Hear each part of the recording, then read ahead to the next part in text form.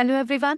We are looking at phase 5, chapter determinant, exercise 1, the questions from our package, and this is question number 34. So we are attempting to prove the value of the determinant in the given shape. Without expanding it, we have to use basically the property of the determinant. Now, before we proceed this question, the question has a bit of error here. So this is Z and this is Y. All right, this is Z and let's say this is, just do this correction because otherwise the answers will not come like that. Now, the other thing that we have to take care here, this is also one of the special determinant. If you just see, if we add all the rows, we will get something similar. And if we get the same element, we can take it out. So let's proceed.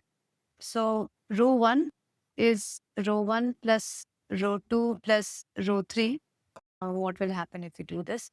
So we can see if we add everything, we get 2x plus y plus z here. And then x plus y plus z again, x plus y plus z again. So we can see these are same element which we can take common in the next step. And then x plus y, here z, and here x and y and z. All right. Now, our next step is going to be we take x plus y plus z common. So let us take it common here.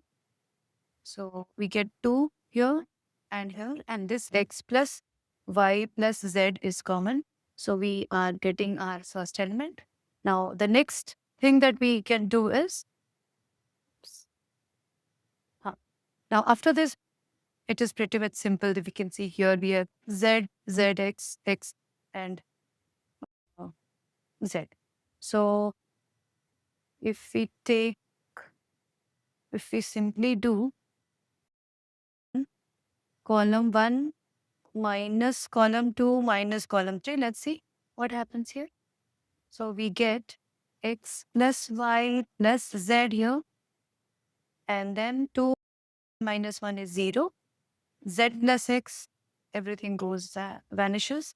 X plus y minus y, so we get x minus z. And 1 z, y, 1 x and z. All right. Now, after this, we know from our property, from any column, we can take an element out. So here we take x minus z out. We factor out x minus z. So that leaves 1 here. That leaves 1 here. And this also gives us a very good place to expand along.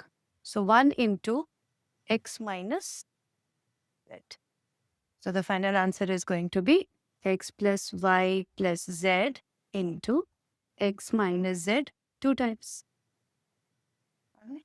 Thank you.